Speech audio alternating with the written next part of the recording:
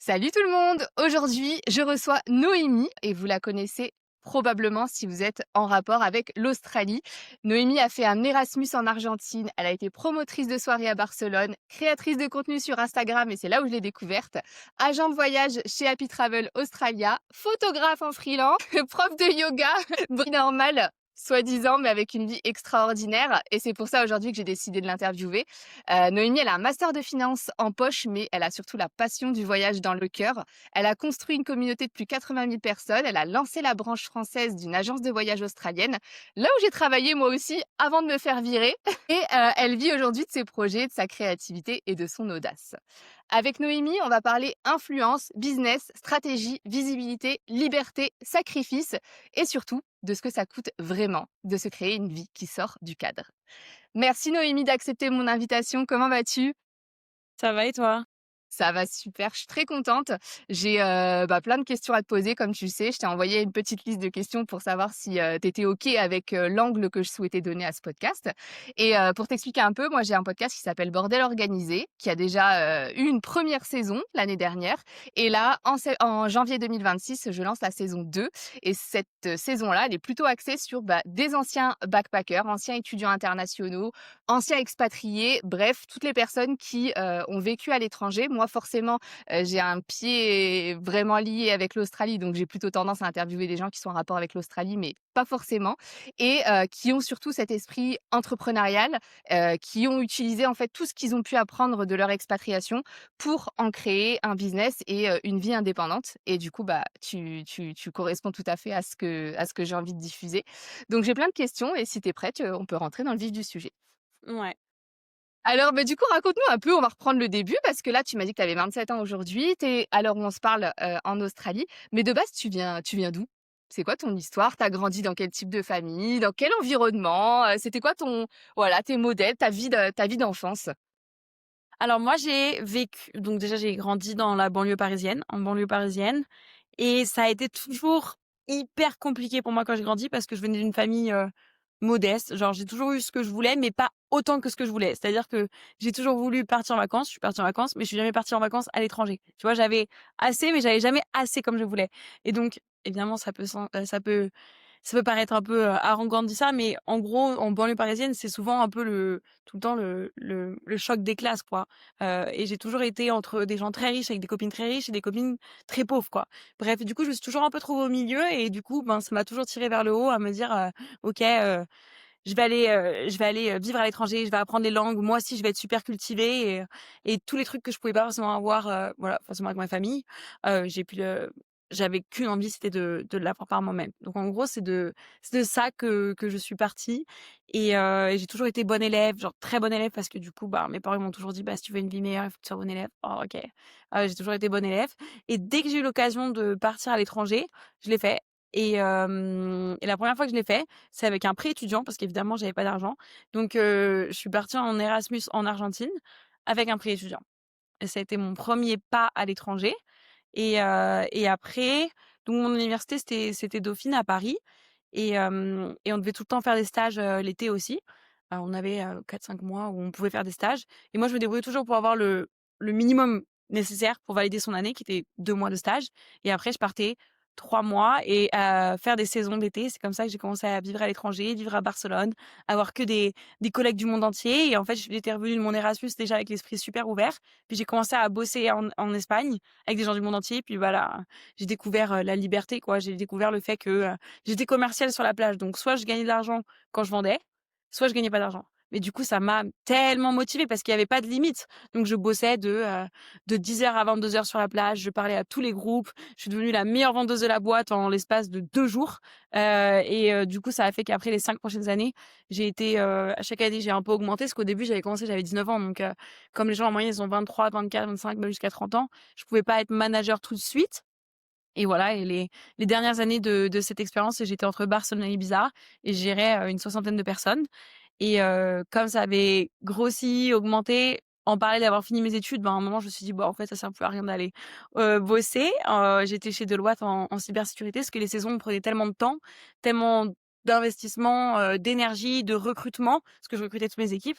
Je me suis dit: «Bon, bah, je vais arrêter, je vais faire que des saisons». J'ai fait 2 années full saison où je travaillais que l'été et l'hiver, je préparais ma saison et c'est là où je suis partie vivre à Bali, expérimenter un peu le digital nomade. Mais c'est pas vraiment digital nomade parce que je bossais, en hiver à Bali pour préparer ma saison d'été et puis à un moment donné, je me suis dit: «Ah mais c'est Bali, c'est bien, mais c'est pas assez. C'est pas assez authentique, c'est trop de fake, c'est trop de mannequins russes, c'est trop de soirées, c'est trop de flirts, c'est trop de tout ça». Même si les gens moi j'ai adoré, hein, je peux pas cracher dessus, genre j'ai visité la plupart de l'Indonésie, j'ai beaucoup voyagé, mais c'était pas assez. C'est comme ça qu'après je me suis dit: «Bon bah je vais aller en PVT en Australie». Je me Alors suis dit: attends, «Je vais ess» ouais. tu vas trop vite, j'ai plein de questions.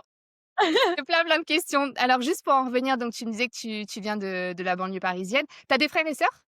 J'ai un frère. Tu as Ouais, un petit frère, un grand frère? ouais, un petit frère Un de petit 2 ans frère. de d'écart. Est-ce qu'aujourd'hui, il suit un peu ton parcours? Est-ce qu'il a le même caractère que toi à vouloir, Pas du voyager tout, et tout ça? parce que moi j'ai eu la chance d'être à Dauphiné, donc de me débrouiller pour, pas payer mes premières années d'études et prendre un prêt étudiant pour être en Argentine et puis après je me suis débrouillée pour faire une alternance. Mais lui, il est dans le monde du jeu vidéo et il a pas pu, c'est des écoles privées et donc il est toujours chez mes parents à 25 ans et il rembourse son prêt étudiant, depuis sa chambre où on a grandi. Enfin, on a déménagé plein de fois, mais voilà. Donc Tu vois, comme quoi non. c'est ouf parce que moi aussi j'ai en fait tu me fais enfin je me retrouve beaucoup dans ton histoire, dans le sens où moi aussi j'ai un petit frère et moi aussi je suis partie à l'étranger et j'ai été aussi promotrice de soirée en Australie quand je suis arrivée la première fois et pareil je connaissais rien, je parlais à l'époque moi je parlais pas du tout anglais et pourtant en je crois une journée, j'ai généré 1 000 de commission en simplement et je te parle de ça, c'était en 2015. Maintenant l'influence c'est un peu plus monnaie courante, tu vois? Il y a beaucoup plus de personnes qui sont influenceurs ou créateurs de contenu. Mais en 2015, il faut se rappeler qu'il y a 10 ans, même bientôt 11, c'était pas du tout comme ça l'influence, Ouais. ça n'existait pas et on diffusait juste un petit code promo, tu vois? Sur les groupes Facebook. Instagram, c'était pas comme c'était aujourd'hui et sur les groupes Facebook de Français à Sydney, je mettais, voilà: «J'ai un code promo pour la boat party de nouvel an.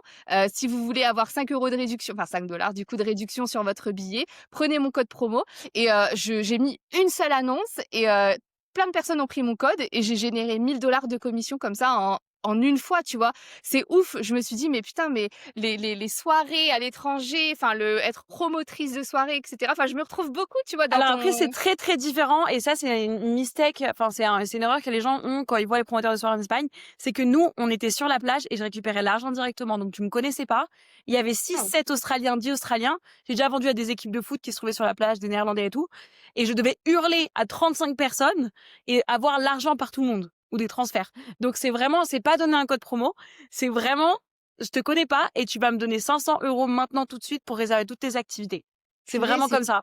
ah Et j'avais ouais, 19 ans et c'est comme ça que je suis devenue genre, bah, un peu en expression genre dure à cuire. Parce que je parlais anglais, mais de là à négocier devant une dizaine de personnes toute la journée, des groupes de 2, des groupes de 15, des groupes de 8, enfin tout le temps, qui sont à moitié bourrés sur la plage et réussir à avoir leur argent pour que je puisse booker leur place, c'était quelque chose et en fait, comme j'ai ouais, fait de ça à fou. 19 ans après, je me suis pris plein de noms, plus ou moins sympas, plus ou moins agressifs. Mais donc du coup, en fait, après, j'en avais plus rien à faire de quoi que ce soit, quoi. Tu peux me dire et c'est ça qui fait qu'aujourd'hui, j'envoie des messages, on en reparlera, mais j'envoie des messages dans tous les sens. Je m'en fiche qu'on me dise non, parce qu'à la fin de la journée, quand j'étais en Espagne, je savais quand même que j'allais mieux gagner que n'importe qui. Mais tu as toujours été comme ça? Enfin, tu as jamais été timide, quand tu étais plus jeune, vraiment à l'école et tout? Non, pas vraiment. J'ai toujours été la première dans la classe à lever la main, insupportable. Moi, je sais. Voilà, j'ai toujours été comme ça. Et on m'a toujours dit à l'école, tu parles trop vite, tu parles trop fort. Il y a pas que toi. Ok. Sauf qu'aujourd'hui, ce qui m'a fait péter sur les réseaux, c'était des vlogs en fait. Et c'est quand on montre qui tu es. Et c'est ce que je dis tout le temps. Les gens me demandent tout le temps comment tu fais pour faire des vidéos sur les réseaux. Et en fait, c'est montrer ta personnalité, qui t'es vraiment. Et c'est ça qui marche.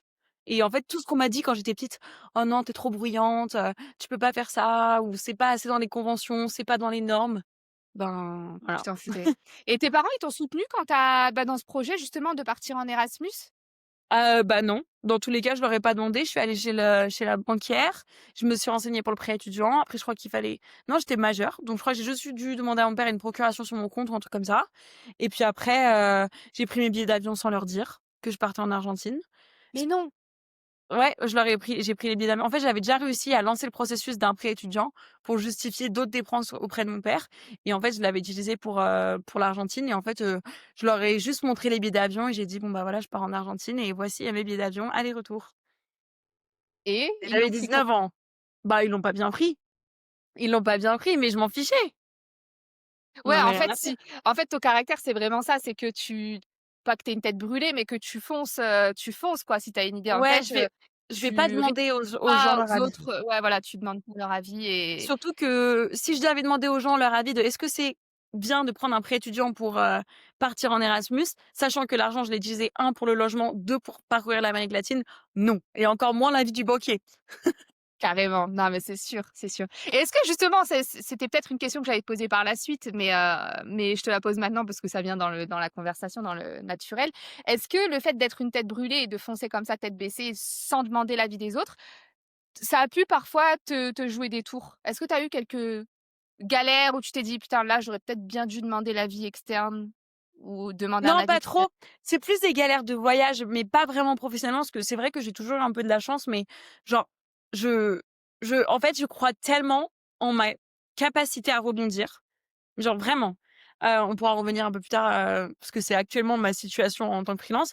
Je crois tellement en ma capacité à trouver des solutions que même quand j'étais, aux Philippines, à 5 minutes de pas pouvoir embarquer parce que je j'ai pas pris le billet d'avion, parce que je me suis pas renseignée s'il fallait un billet pour rentrer et revenir en Australie, enfin bref, pour rentrer sur le territoire.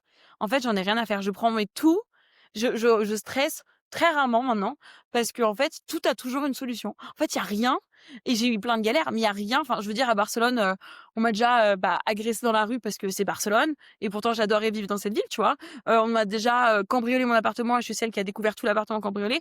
En fait, maintenant je m'en fiche de tout parce que ça, c'est des vrais problèmes. Le reste, des merdouilles de travail, des trucs comme ça, on s'en fout complet. Genre vraiment, on s'en fiche et donc du coup, non, j'ai pas de peut-être que j'ai eu des galères, mais en fait, tu les dépasses tout le temps, quoi. C'est vraiment hyper rare qu'il y a un truc où tu puisses pas le surmonter, quoi. Si c'est pas une question de vie ou de mort, il y a pas de problème. Ouais, je suis d'accord avec toi. Bah, tant mieux, écoute. Je peux savoir c'est quoi ton signe astro? Vierge, je sais pas si Alors c'est repris. alors moi je sais enfin, je dirais pas que j'y crois pas parce que des fois quand je suis Capricorne et quand je parle avec des Capricornes, je me dis: «Mais tellement, mais oui, mais tellement», tu vois? Mais pourtant de base j'y crois pas et je sais qu'il y a beaucoup de personnes qui y croient et peut-être que, si les gens écoutent ce podcast et qui t'aiment bien et qui te suivent sur les réseaux, ils vont peut-être se dire: «Ah mais c'est peut-être pour ça que je suis comme ça moi aussi, je suis vierge». OK.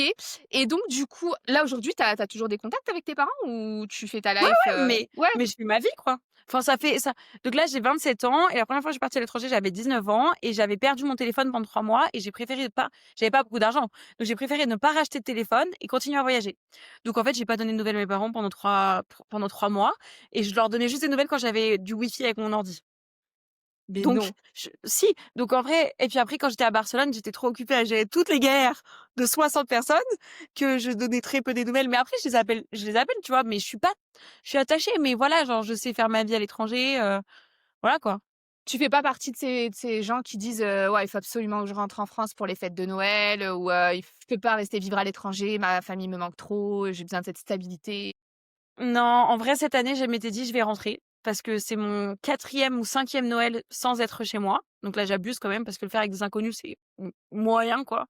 Mais en même temps, j'ai rencontré mon copain qui est australien et finalement je vais le faire avec sa famille. Forcément. Ouais. Non, mais après je les appelle souvent, mais voilà, tu vois, ça j'ai même il y a beaucoup de gens qui m'écrivent en me demandant: «Mais comment tu as fait avec ta famille? Comment tu as fait?» Bah, je pense qu'il y a aussi un côté nature, genre moi j'ai grandi dans une famille, heureuse, mais pas non plus de fou, tu vois? Genre, on m'a toujours appris à me débrouiller par moi-même, mes parents, ils sont partis de leur cocon pour aussi construire leur vie et faire mieux que ce qui s'était, passé dans leur vie et moi je suis pareil. Ouais. Ouais, ouais, tu es quelqu'un de ouais, finalement de très indépendante, en fait. Ouais, Tu toujours été indépendante si je comprends, tout ce que tu me dis, c'est dès que j'ai pu. dès que tu pu, ouais, dès que tu Dès pu que j'ai l'être. pu. Juste, est-ce que tu peux revenir un peu sur le Erasmus? Parce que tout le monde connaît pas, Erasmus, ça veut dire quoi? C'est quoi concrètement faire un Alors, Erasmus? techniquement, Erasmus, c'est un programme universitaire en Europe. Après, moi, j'appelle ça Erasmus, mais du coup, en Argentine, c'est un échange universitaire qui peut être de 6 mois à 1 an. Et moi, je suis partie en moyenne, genre 8 mois, un truc comme ça. J'avais 6 mois de cours. Et en général, pendant un Erasmus, tu peux planifier très peu de cours. Et donc, du coup, moi, j'avais fait 2 copines françaises. Puis après, je vivais dans une maison internationale avec que des Anglais en Espagne. Donc, à l'école, c'était en espagnol. À la maison, c'était en anglais. Et pendant les voyages, j'étais avec mes 2 copines françaises. Majoritairement, on a parcouru le Brésil, l'Uruguay, le Chili, la Bolivie. On a eu plein de galères. On a dormi dans des stations en plein milieu de l'Argentine parce que notre bus n'était pas passé. Enfin, tu vois, quand tu as 19 ans et que tu dors un peu dans le froid dehors parce qu'il n'y a pas d'autre solution en plein milieu de la Cambrousse. Bon, bah voilà, en plus, on est 3 filles et tout. Donc voilà, c'était ça l'Erasmus, c'est plus que juste partir en vacances, quoi. C'est vraiment se découvrir. J'ai aussi bossé parce que j'avais pas d'argent, ou du coup j'ai trouvé un petit restaurant d'un Français qui avait un restaurant qui s'appelait Undos Crêpes. Je servais des crêpes. En plus, c'était horrible parce que le restaurant, il avait aucun. C'était dans un, tu sais comment ça s'appelle là? Bah les grands markets, un peu comme la Boqueria à Barcelone, un truc hyper bondé où il y a du monde partout, hyper busy. Et il avait nommé aucune de ses galettes. Donc en gros, c'était la galette avec que les ingrédients. Et donc même si je parle espagnol et que je suis bilingue, je connais pas tous les ingrédients par cœur. Enfin, tu vois, genre j'ai des petites lacunes sur la nourriture, par exemple. Bah ouais. Et donc du coup, il fallait tout mémoriser et il fallait écrire toutes les initiales. Donc en fait, il y avait pas une crêpe que j'ai envoyée correctement. Parce qu'il manquait tout le temps un ingrédient, je sais pas, les oignons, les trucs, enfin, c'était trop drôle.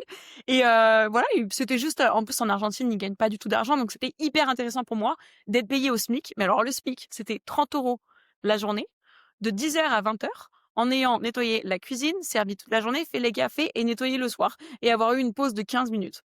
Donc, après ça, je peux t'assurer que tu n'as qu'une envie, c'est de travailler quand tu reviens. Et j'ai jamais été aussi bonne élève que je suis rentrée d'Erasmus. Ça Ouais. m'a Ouais. Avant, j'étais un peu à la cool les 2 premières années à Dauphine et après mon Erasmus, j'ai vraiment kiffé, mais je suis devenue genre, bah, major de con. Parce que, mon collègue, à la crêperie, il me disait qu'il était en train d'économiser pour aller en Europe, alors qu'il gagnait 30 € par jour.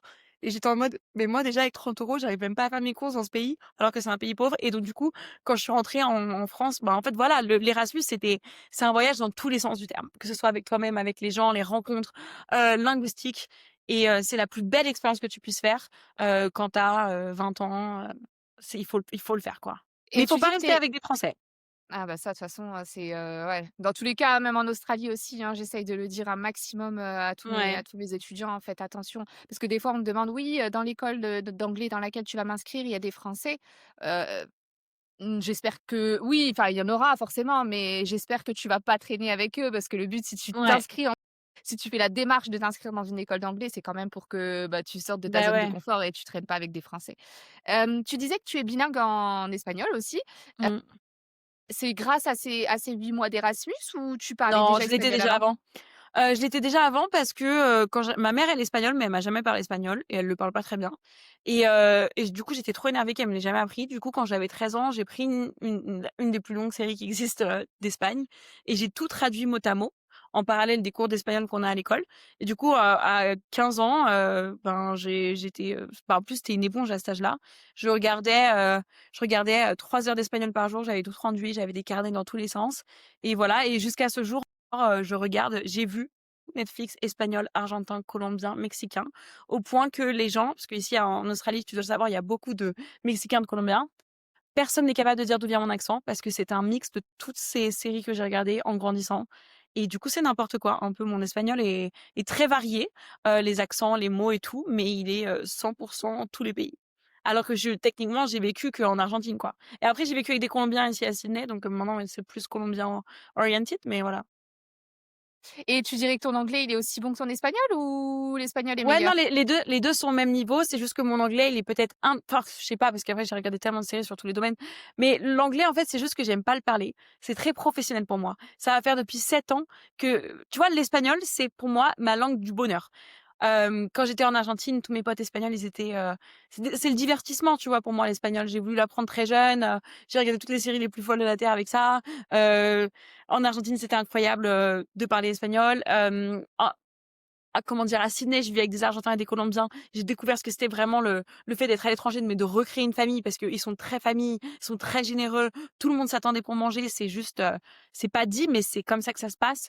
Les week-ends, on les passe ensemble. Donc voilà, pour moi, l'espagnol, c'est la langue du bonheur. Tu vois? Moi, j'écoute que des musiques espagnoles. Enfin, voilà, j'ai Bah, mon c'est le côté soleil quoi, c'est latin, tu vois? C'est une langue latine, c'est beau, c'est agréable. et puis j'ai vécu à Barcelone pendant 5 ans, alors même s'ils parlent pas le plus espagnol, c'est aussi très gravé en moi.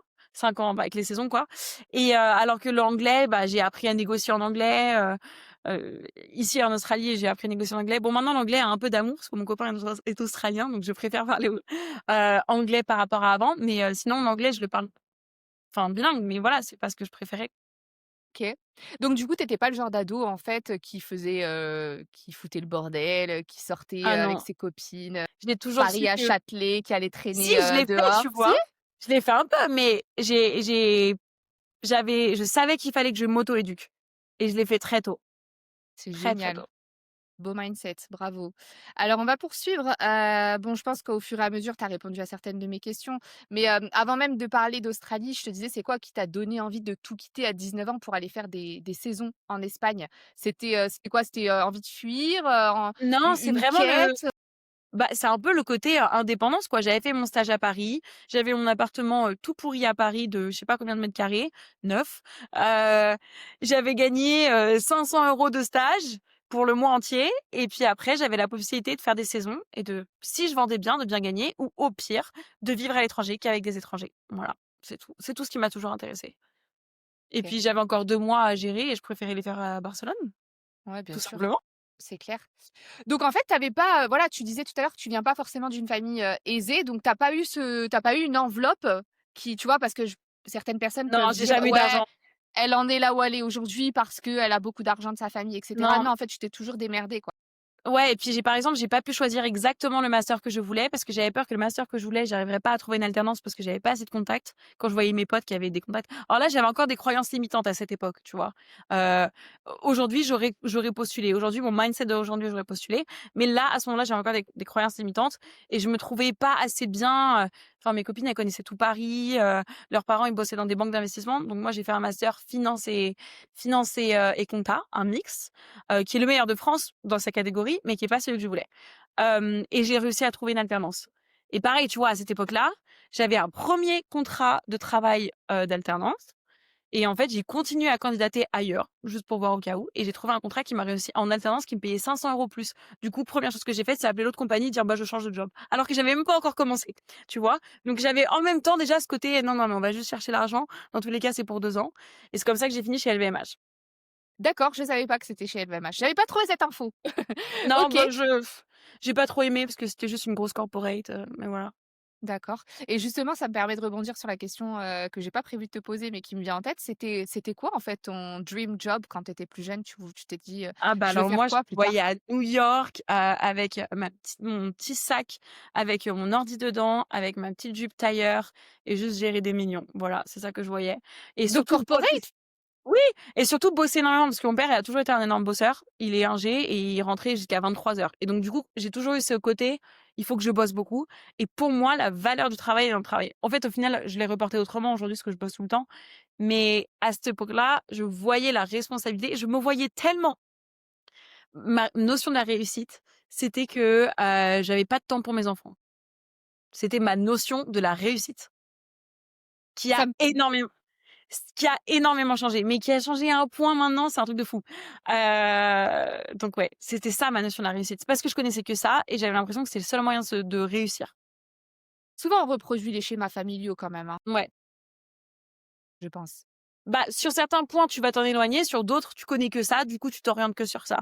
Et Ouais. comme peut-être que le côté genre vie familiale, c'est la seule chose que je connais, parce que j'en parlais pas forcément avec mes copines, genre à quelle heure il rentre ton père ou ce genre de truc, bah, tu vois, je m'en rendais pas compte, genre je pensais que c'était juste ça de la valeur du travail. Mmh, mmh, mmh et à quel moment tu t'es dit que, bah, en fait, c'était pas ça que tu avais envie de faire finalement? Le début, ça a été à Barcelone, quand je me suis rendu compte que si tu commercial, quel que soit le domaine, hein, si tu commercial et que tu as un bon deal sur la commission, du moment que tu es prêt à travailler, tu peux réussir ta vie juste parce que c'est toi qui maîtrises, combien tu gagnes et surtout c'est toi qui, quand je dis réussir ta vie, c'est le côté, objectif. En gros, moi, quand j'ai fait des saisons, donc j'étais en alternance, bon, j'avais les études, je faisais mon mémoire, j'ai archi bossé. J'étais un peu passager clandestin au travail. Je faisais ce qu'il y avait à faire, mais j'allais pas faire plus parce que j'étais très occupée à faire un très beau mémoire. Mais après, tu vois, quand j'ai commencé à être en cybersécurité chez Deloitte et que j'étais payée que en tant que consultante, j'étais en mode, mais en fait, c'est quoi la suite? Genre, il est où l'incentive? Genre, c'est être manager, donc être encore plus occupé, genre, et juste détester ta vie, voir les gens à moitié craquer. Genre, non. Et, et donc, du coup, en fait, en ayant déjà grandi avec les saisons, en ayant déjà eu ce côté, ah, mais en fait, si t'es commercial, tu peux gagner ta vie, c'est toi qui décides quand tu travailles, comment tu commences, à quel point tu te donnes. Et en fait, c'est là où ma notion de la réussite, elle a changé. Et que c'est pas une question que d'argent ou de statut social, c'est une question de à quel point tu te donnes et tu as envie de t'investir dans ton job. Et à quel point tu te sens drivé et à quel point tu as des objectifs et à quel point tu te retrouves dedans. Et moi, j'ai jamais été aussi alignée que parler toute la journée en anglais pour convaincre les gens. Et si j'arrive, eh bien, j'ai de l'argent. Et quand je n'avais pas, eh ben, je m'en prenais qu'à moi-même et je y allais encore plus. Et en fait, ça m'a mais changé l'esprit. Ça m'a changé l'esprit. Et en fait, du coup, depuis, je me suis jurée que je serais que commerciale dans ma vie, en gros. À partir de là, quoi. C'est marrant parce que c'est une conversation que j'ai eue avec mon copain il y a quoi? Il y a 3 4 jours de ça. Lui, il était commercial pardon dans le médical et ensuite il a été commercial chez Caparca. Tu sais, c'est, vendre les fenêtres et cetera et il m'a dit mot pour mot ce que tu as dit là aujourd'hui, que si tu es commercial dans n'importe quel domaine et que tu as vraiment que tu es bon forcément, tu peux très bien gagner ta vie en fait. Bien sûr, mais n'importe quel domaine. Ouais. N'importe quel domaine. Donc j'ai déjà mes solutions backup si je dois rentrer en France. Je connais des gens qui veulent me recruter parce que la plupart des gens qui bossaient avec moi, en Espagne, maintenant, ils ont des boîtes ou des machins et enfin, en plus, c'est un être commercial, c'est tellement, comme c'est vendre un truc, tu peux tout vendre. Vraiment. Et bref, du coup, c'est pour ça aussi que j'ai choisi de quitter mon CDI parce que je savais que je retrouverais tout le temps, un job. À partir du moment où j'ai décidé que je voulais pas être consultante, quoi. Et donc du coup, on repart sur, Bali. Bali où tu vas pour devenir prof de yoga, c'est ça? Où tu vas peut-être en Ah ouais, vacances alors et je suis tu te dis: partie. «Allez vas-y, Non, je en fais une fait, ce qui s'est formation». passé, c'est que j'ai fait une saison d'été et elle m'a détruite, physiquement, émotionnellement. Elle a été très dure parce que j'ai eu beaucoup de succès, donc on a essayé de me détruire pendant ma saison de la part d'équipes compétitrices, on va dire. Et donc du coup, j'ai fini en burn-out. J'avais 23 ans, burn-out. Genre vraiment au bout de ma life. Donc du coup, je me suis dit: «Qu'est-ce que je peux faire?» Bah, de toute façon, j'ai pas besoin de rebosser avant les 6 prochains mois. Je vais aller à Bali, je vais voir ce que ça donne. Je savais pas ce que j'allais faire. J'avais des potes qui étaient partis. Je me suis dit: «Bon, je vais m'inscrire à une retraite de yoga». Et là, tu vois, tout est, en fait, pour moi, il y a pas de le fait d'être tête brûlée, de foncer tête baissée, c'est pas une erreur, tu vois? Genre là, mon cœur, à ce moment-là, il m'a dit: «Deviens prof, enfin, fais une formation de prof de yoga». J'ai jamais vraiment eu envie de devenir prof de yoga, mais par contre, tout ce que j'ai appris pendant cette expérience, le fait de bah, déjà, j'avais un gros problème, c'est que j'avais une vie à 100 à l'heure et j'étais incapable d'être qu'avec moi-même. Donc déjà, quand tu te retrouves 3 semaines à méditer au moins 4 heures par jour, je peux te dire que des pensées, te traversent. Mmh, tu Avant m'étonnes. d'être capable de méditer, tu as beaucoup de choses à processer et voilà, genre j'avais vécu très rapidement toutes ces dernières années et donc ça a été, phénoménal. Ça m'a transformée, mais transformée et ça m'a permis aussi d'avoir beaucoup de techniques au quotidien que j'utilise pas forcément tout le temps, mais que parfois j'utilise, genre tout ce qui est breathwork quand je suis stressée ou quoi. Puis après, c'était un peu le côté, bah, qu'est-ce que j'aime aussi dans le côté commercial? C'est le fait de bah, d'aider les gens malgré tout et aussi le fait que tu es avec des gens. Et pendant la retraite de yoga, bah, j'avais toutes mes copines qui venaient pareil, bah, du monde entier quoi, parce que j'étais la seule française et puis après on s'amusait à donner des cours, puis après, bah, je me suis dit: «Bon, bah, je vais aller démarcher des studios, voir si je peux bosser» et puis de fil en Où aiguille, ça? je ouais, bon, c'est pas très légal, hein, tu es pas censé le faire parce qu'il faut un quittat d'investisseur. Mais bon, en gros, j'avais trouvé un petit deal où je bossais pour un studio, je donnais quelques cours par-ci par-là et cetera et enfin, un visa investisseur, pardon, un visa KITA, ce qui permet de travailler sur le territoire, parce que sinon tu prends le job de locaux. Donc voilà et puis après, en même temps, je travaillais pour ma saison d'été. Mais tu vois, Bali, j'ai bien aimé, mais je retournerai pas vivre à Bali. J'adore être là, j'habite à Cairns, qui est à 4 heures de Bali. Genre, si demain tu me donnes un séjour pour la Bali, évidemment que je vais adorer. Mais la réalité, c'est que c'est quand même très, très superficiel et que c'est pas la vraie vie et que je me vois pas être expat là-bas toute ma vie. La réalité, c'est que quand tu es expat à Bali, tu gagnes un peu d'argent, mais pas suffisamment pour aller vivre dans un pays riche. Voilà. C'est ça, bien sûr. Ouais, ouais, c'est clair. Et donc du coup, Bali, c'était quand? En quelle année alors, ce diplôme? C'était, bah, je pense que c'était, 2023? Je sais même plus. Là, Donc à c'est ce moment-là, vraiment tu avais pas encore été en Australie? Non, c'était vraiment j'ai fait une saison qui m'a détruite. Ensuite, j'ai fait Bali. Ensuite, je me suis reposée, j'ai créé ma nouvelle équipe. Je suis repartie faire une saison avec tout ce que j'avais appris sur moi-même, tous ces choses qui m'ont fait comprendre fallait pas que je bosse jusqu'au burn-out, il fallait que je prenne plus de temps pour moi pendant une saison, même si voilà, c'est le rush et que tu es censé tenir pendant 4 mois. Genre vraiment plus prendre du temps pour moi, un peu. Et du coup, j'ai pu finir la deuxième saison bien. J'ai pris 3 semaines et je suis partie en Australie. Je suis rentrée en France 3 semaines et je suis partie. D'accord. Donc c'était Ouais, en il y a 2 ans. 2 ans que je suis il y arrivée a en Australie? il y a 2 ans, ouais, donc du coup, dans ton état enfin, tu dans quel état d'esprit? Tu étais là pour, tu t'es dit: «Allez, je fais 1 an, de PVT en Non, Australie et puis non, je non, quitte»? C'était quoi ton je suis partie en Australie, j'étais pas au courant des fermes. Enfin, pareil, j'avais pas j'aime pas me renseigner avant de faire quelque chose. Donc je suis partie en Australie, je savais pas qu'il y avait les fermes. Moi, j'avais en tête de toujours refaire ma saison d'été. Et au final, quand je suis arrivée, t'en avais parlé un peu, mais quand j'ai commencé le promoting, il n'y avait pas de réseaux sociaux. Après le Covid, il y avait des réseaux sociaux et donc du coup, j'ai commencé à lancer un peu mon TikTok pour parler de mon mode de vie et ça a généré le fait que des gens me contactent, pour, les soirées et cetera. Je me suis dit: «Bon, bah, je vais voir comment ça se passe et puis je vais documenter ça sur TikTok». J'ai pas peur de poster sur TikTok, j'ai déjà 10 000 abonnés et puis: «Oh, bah, tiens, je vais aussi poster cette vidéo sur Insta. On verra ce que ça donne». La vidéo pète. La veille de mon départ en Australie, je me retrouve avec, 6 000 abonnés sur mon compte Insta. Et en fait, 6 000 abonnés, c'est déjà suffisant pour que des gens t'écrivent tout le temps et que tu te rends compte qu'il y a des gens qui suivent. Genre, c'est tellement énorme déjà, en fait. On se rend pas compte. Et je me suis dit: «Bon, bah, j'ai promis dans mon réel que je vais, partager mon aventure. Bon, bah, c'est parti, on partage l'aventure». Et puis j'ai trouvé un job, comme j'avais beaucoup d'expérience en tant que commercial, plus que je parlais très bien anglais et très bien espagnol. On m'a on m'a recrutée directement. Après, je suis arrivée comme une folle, hein. Je suis arrivée, pleine d'énergie et de positivité et hop, enfin, j'étais la meilleure vendeuse en Espagne. C'est sûr qu'il devait me prendre. S'il me prend pas, il a rien compris. C'est qu'avec cet état d'esprit que je suis arrivée chez Happy Travel. J'ai foncé tête baissée dans le bureau d'Happy Travel, l'agence. Déjà, il à faut Sydney? candidater en ligne. Ouais, à Sydney.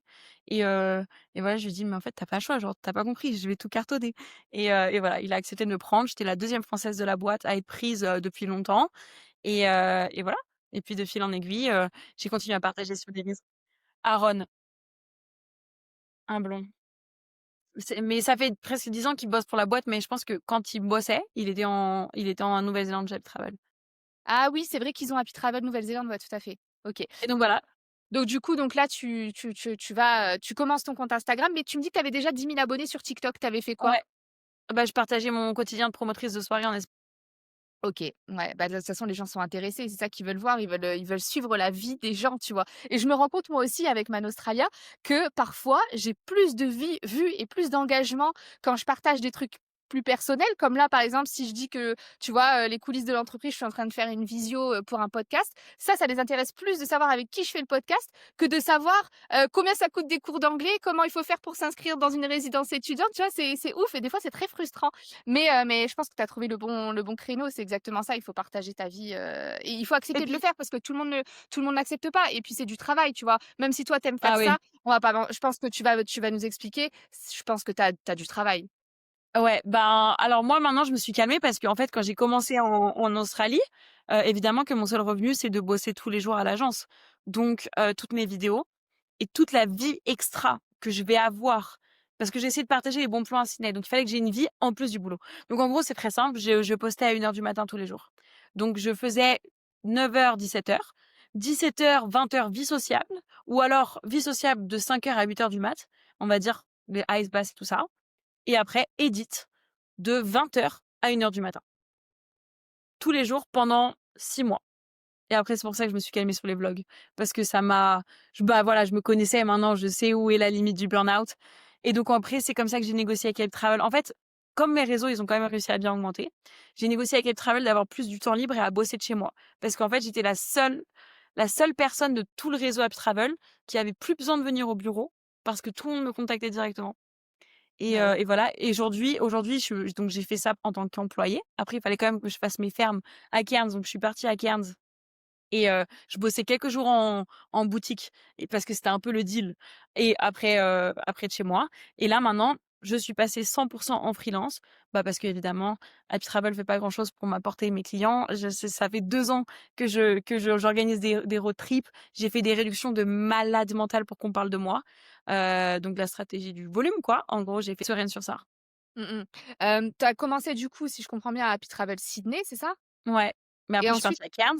tu es partie à Cairns, mais tu dis: «J'ai fait mes fermes», mais tu as fait des fermes, genre tu as travaillé dans des fermes ou Non, tu veux mes dire que fermes, tu as c'est Happy travaillé pour Travel. ouais, voilà, tu as travaillé pour Happy Travel, mais comme c'était dans une zone régionale, tu pouvais du coup, Exactement.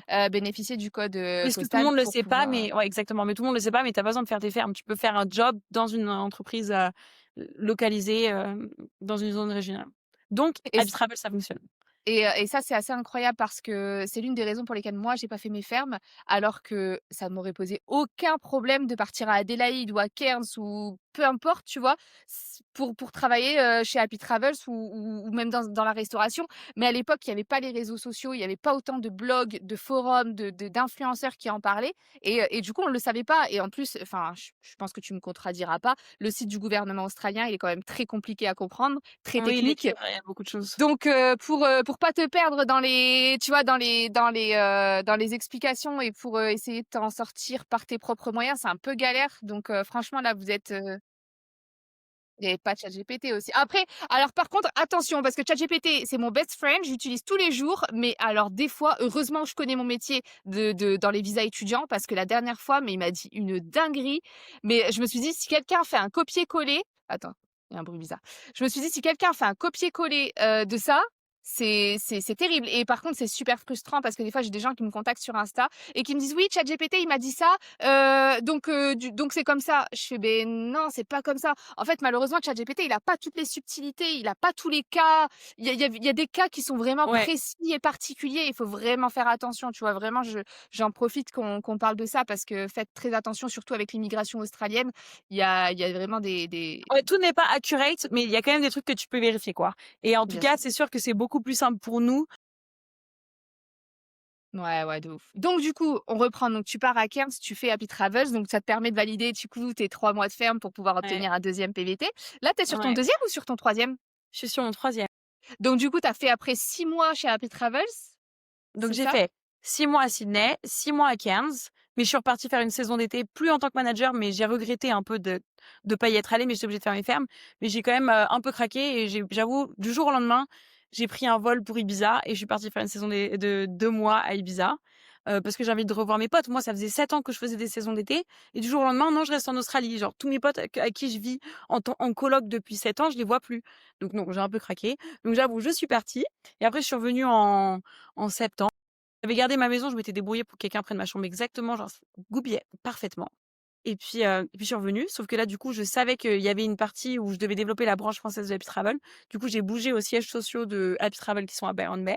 Donc là, j'ai fait 6 mois, puis après, il fallait que je refasse mes 6 mois à Cairns et du coup, voilà, je suis revenue à Cairns. Donc là, on est en novembre, je suis revenue en avril et normalement, j'étais pas censée enchaîner avec mon 3e visa, mais j'ai rencontré mon copain à la salle de sport et c'est marrant parce que je prône tout le temps le fait qu'il faut, bah, voilà, faire du sport pour rencontrer des gens et voilà, c'est ce qui m'est arrivé. J'ai rencontré mon copain après mes voyages et là, maintenant, on habite ensemble. J'habite chez lui. Donc voilà. Donc petit Peut-être à changement. peut-être à Partner Visa par la suite alors?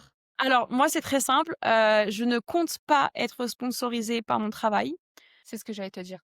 Je ne compte pas faire ça parce que même si j'adore mon job, aujourd'hui, je l'adore encore plus parce que je suis en freelance et je bosse comme je veux, quand je veux. Mmh.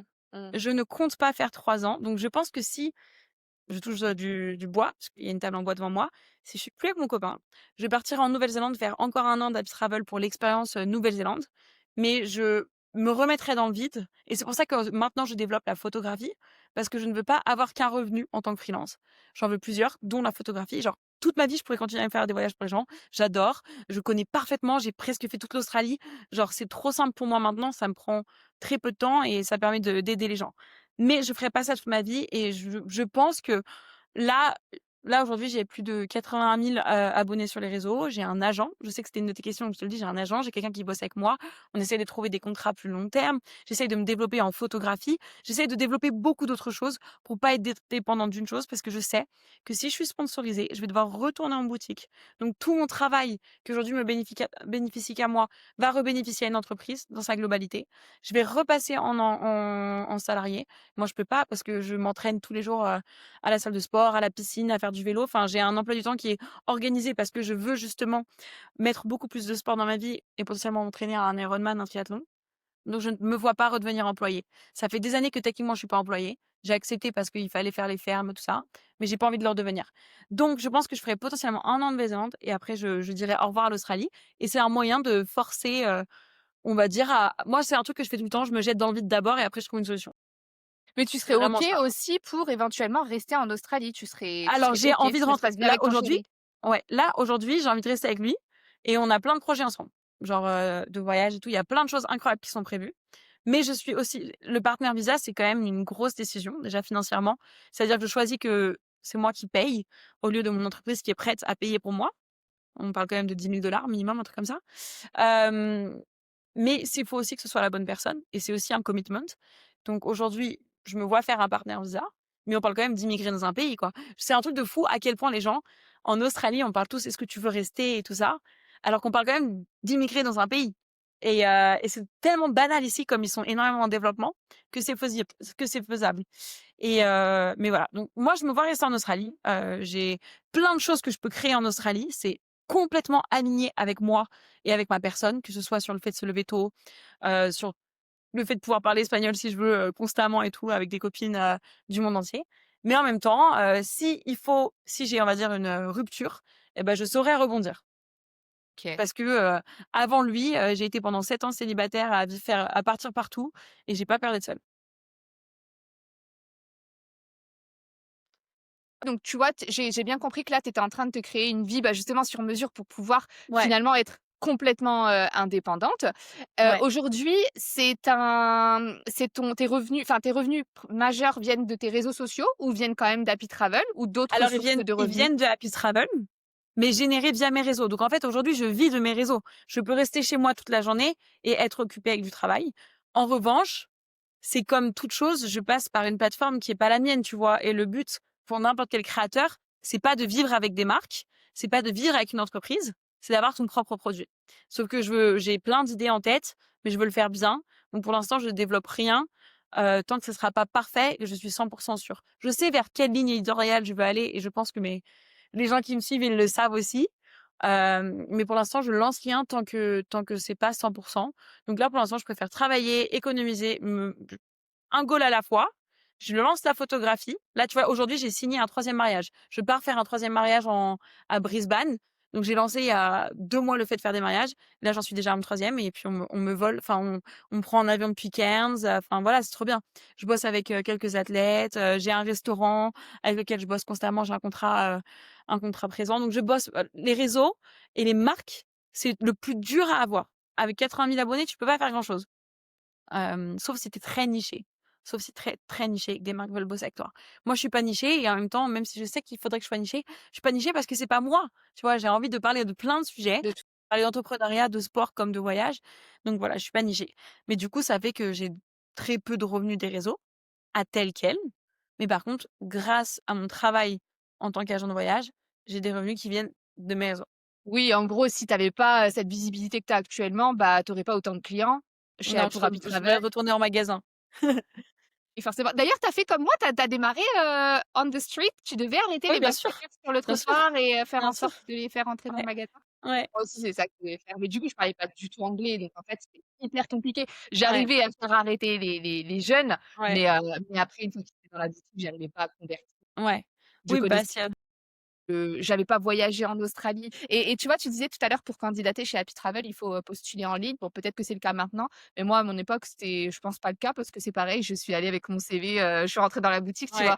Et je suis allée en mode: «Faut absolument que vous me preniez, je suis trop motivée, j'adore ça». Alors que j'avais jamais travaillé dans le voyage, je sais pas comment j'ai fait ouais. pour les convaincre, mais je pense que c'est ce qu'ils aiment aussi en Australie, tu vois? Que tu sois sûre. L'audace, bah, surtout dans un job comme ça.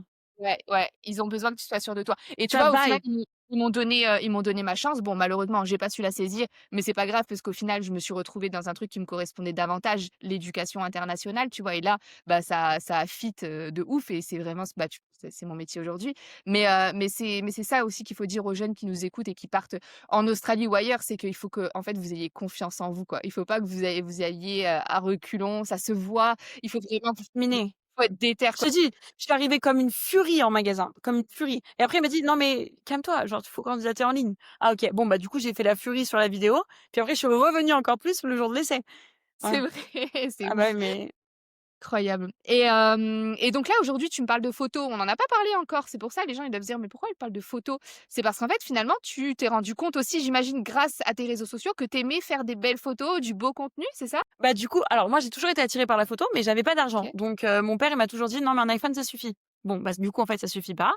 Heu, donc du coup, ce qui s'est passé, c'est que, j'avais déjà un appareil photo que j'avais acheté avec à mes 19 ans, avec mon premier salaire, en tant que promotrice de soirée et en Australie, il y a 1 an, j'ai tout racheté, tout revendu, tout racheté et j'ai upgrade et là, je suis en train de tout re-upgrade aussi pour vraiment le level pro de tout mon matériel photo et pareil, en fait, j'ai décidé que j'avais envie de faire de la photo. Donc en fait, ce qui s'est passé, c'est que pendant 2 ans, j'ai pris beaucoup de temps off chez Happy Travel et ils m'ont laissé le faire pour voyager. Donc j'ai payé tous mes voyages, et j'ai fait de la photo tout le temps. Je me suis entraînée à tout photographier pendant tous mes trips, que ce soit au drone, que ce soit la vibe des tours et je me suis rendu compte quand je postais sur mes réseaux perso ou sur mon portfolio que Happy Travel me demandait mes photos, que les tours opérateurs me demandaient les photos et en fait, comme j'avais fait les tours, je pouvais pas vraiment les vendre, en fait, c'est déjà trop tard. C'est des trucs que tu négocies avant. Mais je me suis dit: «Bon, c'est pas grave, je vais quand même les donner». Tu vois? Comme ça, je vois ce que ça donne, ce qu'ils en font et tout.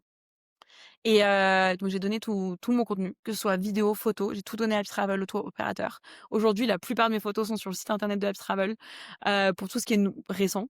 Pareil sur certains tours opérateurs et en fait, je me suis dit: «Bah, écoute, si eux, ils utilisent tes photos, je peux les vendre». Donc quand je suis arrivée à Cairns, parce qu'à Byron Bay, j'avais pas de voiture, j'avais pas trop l'opportunité. Quand je suis arrivée à Cairns, première chose que j'ai faite quand je me suis arrivée à la salle de sport et que les gens m'ont demandé quel métier je faisais, j'ai dit à tout le monde que j'étais photographe, ce qui est pas vrai. J'adore. Techniquement, oui, mes photos sont un peu exposées partout, mais techniquement, à ce moment-là, j'ai pas encore été payée pour faire de photos. Oui, j'ai eu 2-3 collabs avec, des villas, des machins où c'était gratos à Bali, quoi, mais rien d'incroyable et voilà, j'ai dit à tout le monde que j'étais photographe et puis en plus, j'ai un pote qui m'a passé un gig, qui savait que je faisais un peu de vidéo et tout, donc il m'a passé un gig et puis, 1 semaine après être arrivée à Cairns, je fais un mini reportage pour Channel 7. C'est un peu le TF1. Donc j'ai dit que je savais faire de la vidéo. Oui, mais alors évidemment pas pour la télé, mais c'est pas grave, je l'ai fait quand même. Et puis après j'ai eu un premier truc, un deuxième truc et puis voilà, ça va faire depuis avril que, je sais pas, toutes les 3 semaines, j'ai un premier gig, un deuxième, un troisième et puis à un moment donné, ce que j'ai fait, c'est que donc j'ai contacté tous les restaurants de Cairns pour leur proposer mes services. À ce moment-là, j'avais pas compris qu'il y avait une agence qui les gérait tous. Mais bon, j'ai quand même réussi à en avoir, un qui avait en fait un groupe de 4 autres restaurants. Elle m'a fait faire toute la carte et tous les menus et les events. Donc ça m'a occupée pendant, quelques semaines et puis donc toujours en étant en parallèle, je travaille en bossant, hein et puis au final, j'avais un shoot photo pendant un événement pour ce restaurant. Je me suis dit: «Ah, je pense que je suis pas prête». J'ai invité un pote à moi au resto, j'ai dit: «Mange, je te prends en photo tout le repas. Je sais que ce restaurant est un peu sombre, faut que je m'entraîne dans un lieu sombre». Je fais les photos, je les partage sur mon Insta. Ce restaurant en question a aussi 2 restaurants et il me dit: «J'ai envie que tu sois la photographe de l'autre restaurant» que j'avais pas pris en photo. Et c'est comme ça que j'ai eu mon premier contrat, régulier et là, je gère le Instagram aussi et le Instagram commence à marcher aussi. Donc voilà, je fais photo, vidéo, création de contenu pour ce restaurant et voilà. Maintenant quand les gens ils me et puis après ce qui s'est passé, c'est que je sais pas s'ils écouteront, mais ce qui s'est passé, c'est que mon premier mariage est arrivé parce que justement, j'avais commencé à dire sur les réseaux que je voulais me mettre de plus en plus à la photo et un de mes, abonnés à qui j'ai organisé un voyage en amoureux à lui et à sa copine et ils vivent en Australie. Ils sont expatriés ici. Ils ont adoré leurs vacances et ils avaient adoré l'interaction qu'on avait eue ensemble au téléphone et il m'a dit: «Est-ce que tu veux faire les photos de mon mariage?» J'ai dit: «Bah, OK, je le fais gratuitement». Il m'a dit: «Non, non, mais tout travail mérite salaire». Je dis: «Bon, bah, OK, voilà, je te fais une quote» Je et et voilà et en fait, un premier mariage en donne un autre et puis ils ont été super contents de leur première photo. Là, j'ai un autre mariage parce que le premier avait adoré, en premier, certains autres avaient adoré mes photos et là, au deuxième mariage en fait, j'ai fait exprès, j'ai bossé normalement, les gens, ils délivrent les photos de mariage entre 3 semaines à pardon, 3 mois à 1 an, en général et après, il faut payer un fast delivery si tu veux les photos. Sauf que moi, je savais que certains des invités n'avaient pas encore leur photographe puisque j'avais eu écho qu'eux et donc je me suis dit: «Il faut que je rende les photos le plus rapidement possible pour avoir d'autres jobs». Donc en fait, les 2 mariages que j'ai faits, j'ai rendu au bout d'une semaine les photos. J'ai bossé, comme une tarée. J'ai rendu plus de 700 photos. Normalement, tu en rends, 200 et évidemment, j'avais pas du tout facturé ce qu'il fallait, mais en fait, je suis dans une démarche comme encore une fois, comme j'ai fait pour Uptravel, de volume. Je préfère faire moins, mais me faire la main ou qu'on parle de moi et donc voilà, là, j'ai encore un autre mariage et tu vois, je sais que karma fera. Je vais donner mon max et je sais que j'aurai une opportunité. Là, il y a pas longtemps, j'ai potentiellement une opportunité à Queenstown, mais j'irai pas parce que c'est plus simple pour moi d'aller à celui de Brisbane. Mais voilà, tu vois? Donc ça arrive. Donc la notion est, il faut enfin, comment dire? Les clés, c'est se donner à fond, même si ton temps vaut plus que ça, tu te donnes à fond quand même et tu dis ce que tu n'es pas encore pour pouvoir le devenir. Donc en gros, j'ai dit à tout le monde que j'étais photographe et du coup, la salle de sport m'a recrutée plusieurs fois pour faire des événements. Heu et voilà, genre tu te donnes à fond et tu apprends. Tu regardes des tutos YouTube toute la journée. Mais quel que soit le job, en gros, c'est la technique. Alors, j'ai, justement une autre question par rapport à, aux outils que tu utilises. Comment t'organises tout ça? Parce que franchement, tu dois au bout d'un moment, la nuit, tu dois pas bien dormir, je pense. Ça doit fuser dans tous les sens. Est-ce que tu utilises Notion? Tu fais Ouais, comment? j'utilise, alors c'est vrai qu'on va pas se mentir, je fais beaucoup de têtes, beaucoup de choses parce que j'ai toujours entraîné ma mémoire à faire ça. J'ai jamais noté mes devoirs à l'école, jamais. J'avais même pas de carnet, genre j'ai arrêté d'en acheter un, je pense, j'avais 12 ans. Tu sais les agendas. Donc j'utilise Notion. Genre Notion, c'est ma vie.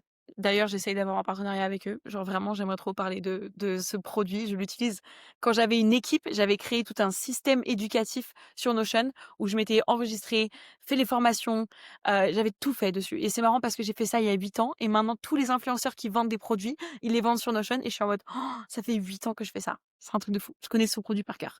Donc Notion, DaVinci, Lightroom, tous les produits, on va dire vraiment de travail de photographie. CapCut, c'est le truc que j'utilise le plus souvent. Quoi d'autre? Mais ouais, organisationnel, c'est vraiment Google Agenda et Notion. OK. Ouais, c'est à peu près ça, moi aussi j'utilise, et puis j'utilise aussi avant j'utilisais ClickUp, mais depuis que j'ai découvert Notion, je pense que je préfère Notion, quand tu même peux Notion. faire tellement de choses. Notion, tu peux le pousser tellement loin.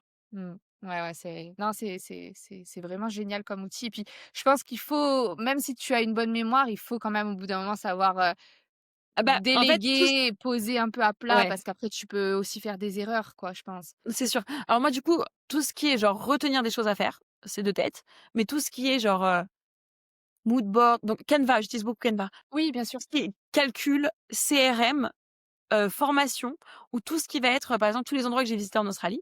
Perso, j'ai pas vendu de cartes, sur, de e-book parce que cherche à travailler avec une plateforme, plus qualitative, on va dire, un truc vraiment interactif. Mais j'ai tout noté, tu vois? Ça fait des années que tout ce que j'ai fait à Barcelone, c'est noté dans mon Notion. Tout ce que j'ai fait, en Australie, c'est noté dans mon Notion. Tous mes road trips, mes itinéraires, tout est noté. Genre, je garde tout dedans. On Ouais sait et jamais l quand est-ce que je vais lancer un produit, mais si un jour j'en lance un, j'ai tout. peut retrouver et là, par exemple, notre rendez-vous de ce matin, tu l'avais noté dans ta tête ou tu l'avais noté sur Google Agenda? Tu m'as envoyé une Ah invitation. oui, c'est vrai, c'est vrai, c'est vrai, c'est vrai, tout à fait. Je rely énormément sur les gens. Ah Vraiment. ouais? Ah ouais. Bah, Bah tant ouais. mieux. Mais du coup, c'est assez, contradictoire finalement avec ce que tu disais au début, tu vois? Sur le fait que, bah, tu fonces tête baissée et que tu crois en toi et cetera et Ouais, c'est mais très parce bien. que je suis trop occupée toute la journée à éditer. Donc Ouais, moi, il faut savoir que genre mon job d'agent de voyage, même si je passe ma journée à éditer, si je reçois un message en mode: «Est-ce que je peux visiter?» j'arrête tout ce que je fais et je réponds à ça. C'est pour ça que mon délai de réponse sur Instagram est d'environ 2 minutes. Alors que entre 6 heures du matin et 22 heures. Parce que quand tu gagnes pas d'argent autrement que de cette manière-là, évidemment que si tu as besoin que je te crée ton trip, je vais le créer, tu vois? ouais, bien sûr. C'est pas très commercial de ma part de dire ça, mais voilà, du coup, en fait, c'est aussi pour ça que les gens comment dire? M'ont beaucoup Te recommandé. sollicite, ouais. Ouais, c'est ma réactivité. Genre que si tu as besoin d'un truc, je t'aide, tu vois? Et c'est aussi ça qui fait ma marque de fabrique. En général, les gens quand ils ont besoin d'aide, d'un voyage ou d'un truc comme ça, parfois ça prend 1 ou 2 journées, décalage horaire en France. Moi, bah, voilà, en plus de tous les edits, le soir, moi je prends des calls de 19 heures jusqu'à 23 heures s'il faut. Ouais. Non, mais tu as raison, de toute façon, c'est comme ça. Moi aussi, c'est un peu là où je me suis différenciée parce que des agences d'éducation, il y en a plein, tu vois? Et moi, il fallait que je fasse mon trou. En plus, je suis en France, donc c'est un peu plus compliqué que ceux qui sont déjà onshore et bah, ma différence, c'est le fait que, bah, je travaille même le week-end, en fait, tu vois? Bah oui, J'ai qu'un seul téléphone et ce week-end, j'avais plein de messages, j'y réponds. Mais en fait, je vois pas pourquoi j'y répondrais pas, tu vois? Je suis là, je suis dans mon canapé, c'est ça aussi. tu vois? Je viens, je te réponds, tu vois? Si tu as besoin d'une question, enfin, si tu as une question et que la question, elle me permet de te répondre rapidement et que toi, ça te permet de faire sauter des verrous et d'avoir une réponse, rapide, bah, moi, Ouais, ça c'est me ça. Bah, moi, dérange je pas. suis pareil. Je réponds hyper vite, mais après, c'est aussi parce que je bosse pour moi et j'ai aussi la valeur. Tu vois, je sais que, comment dire, je le ferai pas, je veux plus le faire en tant qu'employé. Tu vois, c'est Ouais, trop. bien sûr. Je l'ai Non, mais fait, oui, je bien l'ai sûr. fait, je l'ai fait pendant 2 ans. Je l'ai fait pendant 2 ans. Mais tu veux voir le résultat de ton travail pour toi. Donc moi, j'ai aucun souci à bosser comme une acharnée tout le temps, mais parce que je sais que c'est aussi le prix de ma liberté. C'est-à-dire que c'est pour ça que je vais à la piscine à 12 heures de l'après-midi, puis qu'après je pars faire un shooting à 3 heures. Parce que je suis hyper flexible pour m'adapter et pour créer un maximum. Tout à fait. Est-ce que tu peux nous parler pour terminer un peu de l'agence justement pourquoi tu as choisi de te faire accompagner par une agence et ça sert à quoi en fait concrètement une agence? Parce que tu as l'air de très bien te débrouiller toute seule finalement. Ouais, mais comme je bosse 100 quand même sur, Happy Travel à ce moment-là et aussi, sur la photographie, l'édit des photos et tout ça. J'ai quand même besoin donc quand il y a vraiment une marque qui me plaît, je la contacte, directement moi-même et après je les redirige parfois vers mon agent. Mais quand, tu vois, j'ai beaucoup de sollicitations de mails et beaucoup de choses qui m'intéressent pas forcément et j'ai besoin de déléguer cette partie. En fait aussi je prospecte déjà pour ma propre photo. J'ai pas en plus envie de prospecter pour des marques ou répondre à des marques qui m'intéressent pas. Genre par exemple, tu vas répondre à il y a p mon agent, il sait quoi filtrer et il leur répond gentiment, tu vois? Mais moi tout ce qui est pas un peu responsable, ce genre de choses, genre je veux pas. Donc voilà, il y a quand même beaucoup de sollicitations et puis après il y a aussi beaucoup de négociations quand tu as un agent. Alors évidemment, il prend une, commission sur ton Ouais, bien travail, sûr. mais en même temps, bon, bah, je reçois mes paiements de factures, ça me fac il y a des choses que je peux pas tout faire, tu vois? Et j'ai quand même envie de développer sur la partie, photographie, mais aussi sur les réseaux. Ils sont à Paris, ils ont des contacts, ils vont à des événements. Tu sais, quand tu es créateur à l'étranger, tu es très isolé, hein. En réalité, tu as peu de choses qui viennent vers toi parce que les créateurs, ils rencontrent aussi beaucoup les marques sur les événements. Genre moi, en gros, on m'invite jamais nulle part. Je veux pas faire le vilain petit canard qui est puni, mais je suis un peu dans le coin. Genre si tu regardes toutes les influenceuses à Paris, elles sont, à plein d'événements, tu vois? Ou même, les marques, certaines marques, d'assurance ou quoi, invitent plein de gens quand ils sont en France. Mais moi, jamais je vais être invitée parce que je suis en Australie. Donc en gros, ça permet quand même d'avoir une représentation sur certains événements quand tu es en France. Parce que sinon, personne n'en a rien à faire de moi. Alors que je bosse comme une acharnée et que voilà quoi. Mais je peux pas tout faire. Donc j'ai besoin de déléguer une partie. J'ai choisi de déléguer celle-ci. Non, Parce c'est qu'en c'est fait, j'ai bien. envie que ça reste un plaisir, tu vois? C'est presque comme si j'ouvrais un paquet cadeau. Genre mon agent, il me fait un vocal en mode: «Ah, il y a cette marque, elle propose ça, ça, ça, est-ce que ça t'intéresse? Est-ce que tu as une idée de script?» Et moi, du coup, j'interviens que sur la partie créative. C'est quand même génial. De ouf. Aujourd'hui, tu te vois comment? Comme chef d'entreprise, comme influenceuse, comme Non, photographe, comme quoi? Tu je me vois pas vraiment comme chef d'entreprise parce que je me voyais presque plus comme chef d'entreprise quand j'avais 60 personnes sous ma responsabilité. Que quand en bossant maintenant. Non, je suis freelance, je me dis freelance, je bosse, en fait, je change tout le temps d'étiquette. Quand je rencontre des backpackers, je vais dire agent de voyage. Quand je rencontre des locaux ici à Cairns, parce que pour l'instant, je vais rester à Cairns et plutôt voyager et naviguer autour, je m'introduis comme photographe. Parce que je veux qu'il y ait une possibilité pour moi qu'ils me fassent appel. Ici, la plupart des gens, ils ont des business aussi, beaucoup de gens ne sont pas employés, en fait, c'est peut-être des entreprises de 10 personnes. Donc en fait, peut-être une sur 10 à chaque fois, c'est un chef d'entreprise. Tu vois? Une construction, démolition, électrique et en fait, ils font aussi du contenu. Donc en fait, je préfère me présenter en tant que photographe et aux backpackers en tant qu'agent de voyage. un caméléon, Noémie. Et c'est quoi qui t'influence aujourd'hui? Tu fais quoi? Tu t'éduques comment? Tu regardes tu écoutes des podcasts? Tu J'écoute regardes des des podcasts vidéos? H24. Ouais. Le podcast, pour moi, c'est la révélation. Donc j'écoute plein de podcasts différents, mais beaucoup plus sur l'entrepreneuriat ou la santé, en gros. J'en Tu ai as des écouté noms de beaucoup. podcasts à nous donner pour Ouais, j'écoute, The Pocket de Chris Griffin, j'écoute Diary of a CEO, j'écoute La Martingale, enfin tous les plus grands classiques quoi, mais qui sont vraiment géniaux et ce que j'aime, c'est leur format long. J'aime pas trop quand les podcasts, ils sont trop courts, genre 25 minutes où ça parle hyper vite, j'aime pas. J'aime bien les conversations où les gens, ils échangent, ils rebondissent. Après je pense que c'est avec ma nature d'être, hyper bavarde, mais du coup, j'aime bien écouter une conversation et souvent quand j'édite mes photos, j'écoute un podcast, comme j'en ai pour 3-4 heures. tu sais faire 2 choses en même temps? Ouais, j'écoute tout le temps un podcast quand j'édite.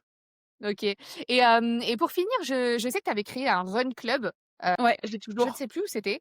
Sydney, je Alors j'en crois? ai fait un à Byron Bay et j'en ai toujours un à Cairns, mais Cairns, c'est plus difficile, donc en vrai, c'est plus, moi et mes copines qui se retrouvons, maintenant et mon copain qui fait venir ses potes australiens et j'essaye juste plutôt de mixer les locaux avec, les backpackers. En gros, à Byron Bay, on l'avait à 18 heures, donc il y avait plein de gens tout le temps, mais jamais vraiment des locaux et là, j'ai presque plus de locaux qui viennent à mon road club, mais moi, ça me va très bien aussi. C'est aussi une nouvelle étape de ma vie. Hem, voilà, c'est une nouvelle Et étape de ma vie, donc tu communiques sur ça? Tu as un compte alors j'ai un Insta et tout, mais là, j'ai retiré la bannière de enfin, j'ai retiré l'info de mon Insta parce qu'en vrai Il y a personne qui vient à 6 heures du matin à Cairns. Voilà, Cairns, c'est une ville où les gens ils font la fête, ils sont bourrés. Je l'ai mis le mardi matin à 6 heures du mat, le lendemain du Salthouse. Donc en Australie, le lundi, c'est la Hospo Night, ou en tout cas à Cairns, ça l'est. Tout le monde sort et il y a très peu de gens qui sont déterminés à faire du sport le matin tôt. Mais en vrai, je m'en fiche. Pour moi, c'est plus un les vrais gens motivés, ils viennent et ils viennent tout le temps et j'ai pas besoin de le promouvoir. Là, j'ai retiré de mon Insta, de mon compte Insta parce que, bah, tu es limité sur ta description et j'organise un voyage de groupe, en Indonésie, à Sumatra et il fallait que je choisisse entre le run club où, en gros, que les locaux viennent ou parler de mon voyage de groupe et avoir le lien qui le redirige. Donc voilà, j'ai choisi de faire ça. Mais oui, je l'ai toujours. Mais en vrai, maintenant, c'est plus un entraînement pour Aerox avec un 5 kilomètres assez rapide. Donc c'est plus les gens qui courent déjà dans tous les cas. Trop bien. Tu fais quoi? Tu fais de la natation? Je fais natation, vélo, course et hybride parce que du coup j'ai fait, j'ai fait une première compétition d'Aerox, après j'ai fait un semi-marathon et là je vais faire encore un Aerox dans 2 semaines et puis après l'année prochaine, je vais essayer de m'inscrire peut-être à un marathon ou à un triathlon. Donc voilà, je suis en plein, mon copain est kiné donc on ne fait que du sport tout le temps. Donc c'est C'est trop bien. génial. Tu pourrais pas ne tu penses que si tu avais pas le sport dans ta vie, tu serais pas là où tu en es aujourd'hui? Ben, si tu considères le nombre de relations, notamment à Cairns, que j'ai fait grâce au sport, parce que je vais vers les gens, parce que la gym, elle est tellement, tellement, tout le monde se parle, tout le monde se connaît. Alors c'est une grosse gym, hein, mais c'est que des classes et en fait, moi, j'ai fait énormément de liens ces 2 dernières années en allant dans des run clubs, en allant en sport, le nombre d'opportunités. Donc au-delà de la santé mentale, en fait, tu peux rencontrer tellement de gens et surtout quand tu vas à 6 heures du matin, c'est des gens assez motivés. Et si, pour finir, si tu avais un conseil, à donner à quelqu'un qui, aujourd'hui, bah, a envie de se créer un peu la vie de ses rêves comme toi, tu vois? Je pense que c'est ce que tout le monde rêve, au final de pouvoir, aller courir à midi, aller, nager à 14 heures, et Ouais. cetera. C'est quoi le conseil ou les conseils que tu pourrais donner à quelqu'un qui a envie de se créer la même vie que toi, extraordinaire? Je pense que le premier, c'est il faut pas trop demander aux gens, parce que c'est le meilleur moyen de se retrouver face à leurs propres, limitations, je sais pas comment on dit, limitations mentales quoi et d'être démotivé. La deuxième, c'est que si tu as envie de faire un truc, faut que tu le fasses, faut que tu fonces et surtout si tu as envie de devenir quelqu'un, faut que tu agisses jusqu'à que tu le sois. Voilà. Faut que tu agisses. Moi, je suis qu'une baby photographe, tu vois? Mais j'ai tout donné, j'ai donné des heures de shooting, dans tous les domaines et j'apprends tout le temps. Mais il y a aussi des gens qui reconnaissent la valeur de mon travail et il faut aussi accepter que genre, ton travail a de la valeur et que maintenant il faut aussi le facturer. Voilà et donc tu tel que tu as envie de devenir. Mais tu penses que donner du gratuit, c'est important au début? Oui, c'est trop nécessaire et c'est comme pour les réductions chez Happy Travel, tu vois? Je fais moins d'argent à la vente, mais tout le monde me recommande parce que, je parle en français, parce que je connais par cœur, parce que je fais des meilleurs prix que n'importe où. Donc voilà, donc en fait, j'y gagne quand même au change. J'ai gagné ma liberté à être généreuse. J'ai ga Voilà, c'est ça la phrase, c'est: «J'ai gagné ma liberté à être généreuse». Bah, écoute, je pense qu'on va conclure sur ça parce que c'était une belle phrase. Mais vraiment, c'est Merci. ça! Non, mais je suis d'accord, je suis tout à fait d'accord. Franchement, merci beaucoup. C'était hyper intéressant. Moi, j'ai adoré préparer du coup l'épisode pour t'envoyer les questions. Je voulais pas te poser les questions en direct, tu vois? Je voulais d'abord faire mes petites recherches et je me suis régalée. Tu es vraiment quelqu'un de très solaire et franchement, c'est agréable de t'écouter et je pense que l'épisode, il te plaira beaucoup. Je sais pas exactement quand est-ce que je vais le sortir. Je te tiendrai au courant, bien évidemment, pour le plan de com, tu vois? Pour qu'on puisse, en reparler. Mais je pense que c'est aussi une partie de toi que les gens seront hyper intéressés, de savoir et merci beaucoup pour ton temps, Noémie. Merci. À bientôt! Ciao, À ciao! bientôt.